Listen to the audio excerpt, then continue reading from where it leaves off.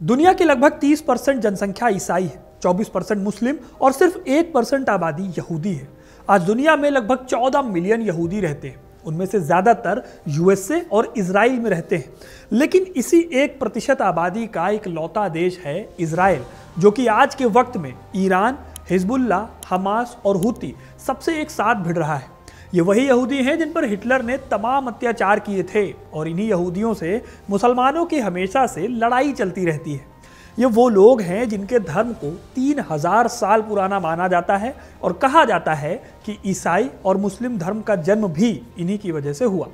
तो फिर सवाल उठता है कि आखिर इन तमाम धर्मों और खासकर मुस्लिम धर्म के लोगों से इनकी लड़ाई होती क्यों रहती है, और सबसे बड़ी बात ये कि इनका देश ऐसी जगह पर क्यों है जहां वो हर तरफ मुस्लिम देशों से घिरे हुए हैं।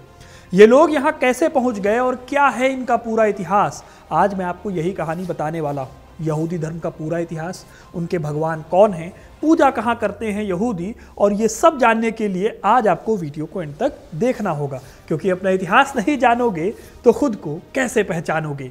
देखिए, यहूदी धर्म की शुरुआत आज से करीब 3000 साल पहले मानी जाती है। यहूदियों के देवता का नाम है यहोवा। हालांकि यहूदी धर्म की उत्पत्ति के बारे में लोगों को कम पता है। अगर आप देखें तो हजरत इब्राहिम के टाइम पर इस धर्म का उदय हुआ था। बाइबल में इन्हीं हजरत इब्राहिम को अब्राहम कहा गया है।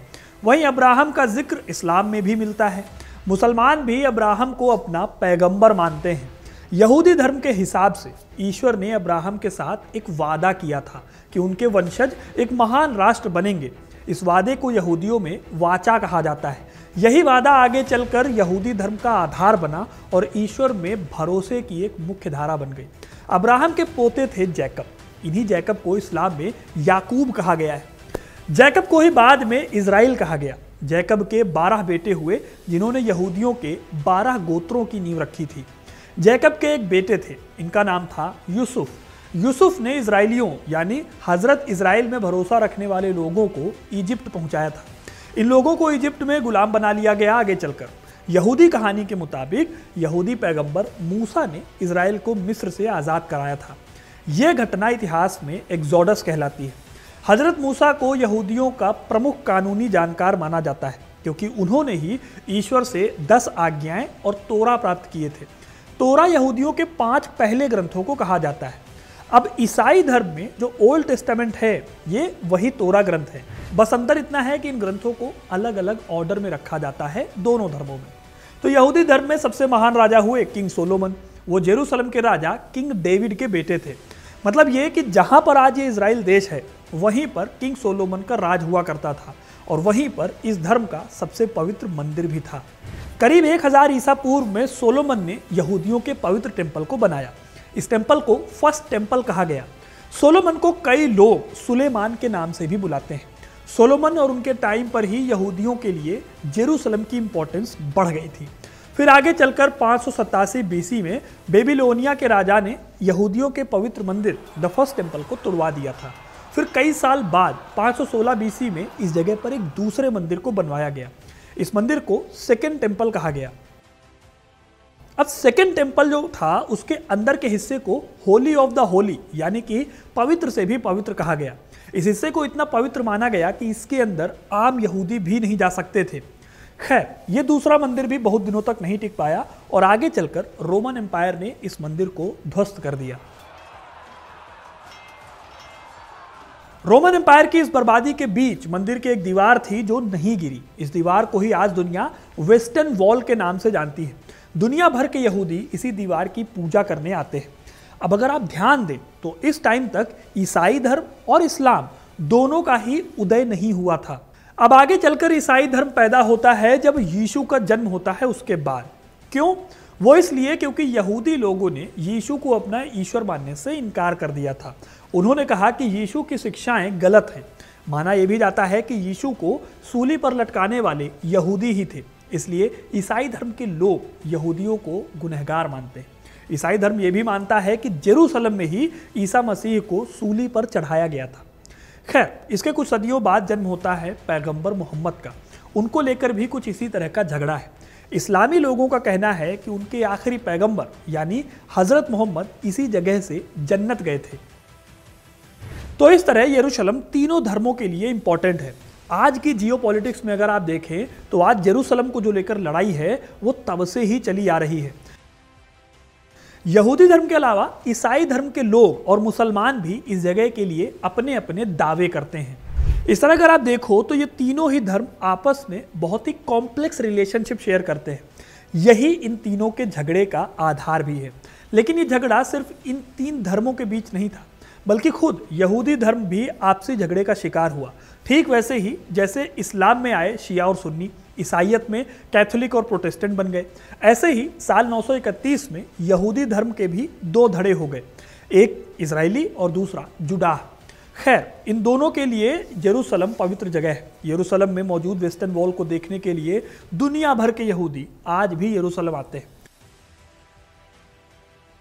वैसे आपको बताऊं दोस्तों, तो इस्लाम की तरह ही यहूदी धर्म में भी मूर्ति पूजा की सख्त मनाही है।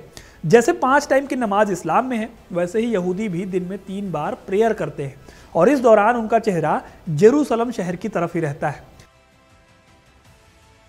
आज के टाइम पर यहूदी धर्म में कई धाराएं हो गई हैं, जैसे कि ऑर्थोडॉक्स, कंजर्वेटिव, रिफॉर्मिस्ट और रिकंस्ट्रक्शनिस्ट। ये समूह यहूदी कानून और परंपराओं की अलग अलग तरीके की एक्सप्लेनेशन देते हैं। यहूदी धर्म आज भी अपनी प्राचीन परंपराओं को बनाए रखते हुए मॉडर्न टाइम के साथ चलता जा रहा है। पासोवर, रोश हशाना और योम किप्पर जैसे त्यौहार आज भी यहाँ मनाए जाते हैं और तोरा की स्टडी यहूदी लाइफ का एक सेंट्रल पार्ट है। अब धर्म की बात को छोड़कर वापस चलते हैं इतिहास की तरफ।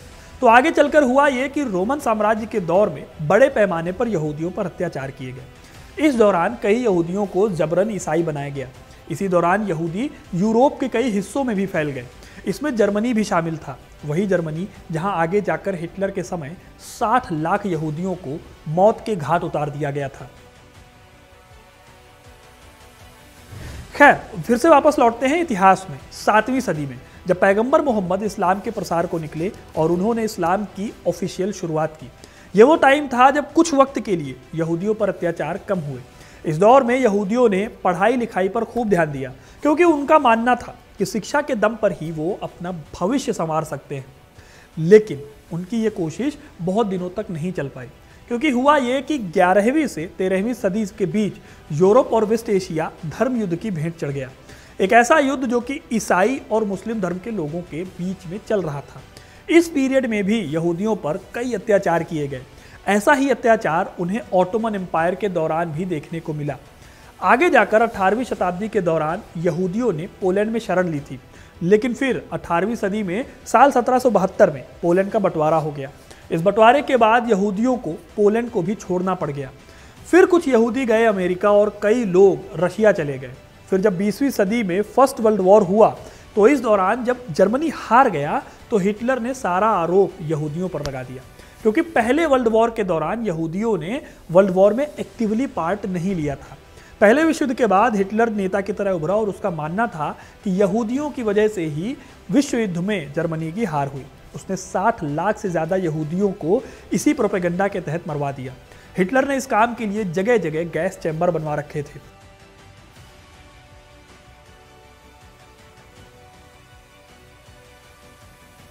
यहां पर यूरोप भर से यहूदियों को पकड़कर लाया जाता था और हजारों यहूदियों को एक साथ गैस चैम्बर में डालकर जहरीली गैस का इस्तेमाल करके उन्हें मार दिया जाता था। इतिहास में इस घटना को होलोकॉस्ट कहा जाता है। इसी घटना के बाद सेकेंड वर्ल्ड वॉर के टाइम पर यहूदियों की मदद के लिए ब्रिटेन ने एक नई जगह देने का वादा किया। बदले में यहूदियों ने ब्रिटेन और यूएसए की मदद करी जंग लड़ने में। इसी का नतीजा था 1948 में मिडिल ईस्ट के मुस्लिम देशों में से एक नया देश, जिसे इजराइल कहा गया। इजराइल के बनते ही मिडिल ईस्ट हमेशा के लिए टेंशन भरा एरिया हो गया। इजराइल बनने के अगले ही दिन मुस्लिम देशों ने इजराइल पर हमला कर दिया था, लेकिन इजराइल ने सबको हरा दिया। फिर 1976 में 6 दिनों के युद्ध में इजराइल ने जेरूसलम पर भी कब्जा कर लिया। तब से लेकर आज तक यहूदी इजराइल और अमेरिका में रहते हैं और आज जो टेंशन चल रही है उसमें भी इसी जियोपॉलिटिक्स और रिलीजियस फैक्टर का बहुत बड़ा रोल है। तो दोस्तों, यह है कहानी इजराइल की और यहाँ रहने वाली उस कौम की जिन्हें दुनिया यहूदियों के नाम से जानती है। जैसा कि मैंने शुरू में बताया कि दुनिया भर में लगभग 14 मिलियन यहूदी हैं। उनमें से ज़्यादातर यूएसए और इजराइल में रहते हैं। अमेरिका की इकोनॉमी और टेक्नोलॉजी में इनका बहुत बड़ा रोल है। अमेरिका के कई बड़े लोग यहूदी हैं और यही वजह है कि इन दोनों देशों के बीच इतने अच्छे रिलेशन हैं। इसके अलावा ब्रिटेन और कई दूसरे यूरोपीय देश हिटलर के टाइम पर हुए होलोकॉस्ट में लाखों यहूदियों के मारे जाने की वजह से एक अपराध बोध से ग्रस्त हैं, इसलिए वो भी इजराइल के साथ खड़े रहते हैं। तो अब आपको बहुत कुछ समझ आ गया होगा इजरायलियों और उनके इतिहास के बारे में। बाकी ये वीडियो आपको कैसा लगा कमेंट करके जरूर बताइएगा। वीडियो को लाइक और शेयर करना ना भूलें और इतिहास से जुड़े रहने के लिए, इतिहास की ऐसी दिलचस्प कहानियों से जुड़े रहने के लिए हिस्ट्री कनेक्ट को सब्सक्राइब जरूर करें। धन्यवाद।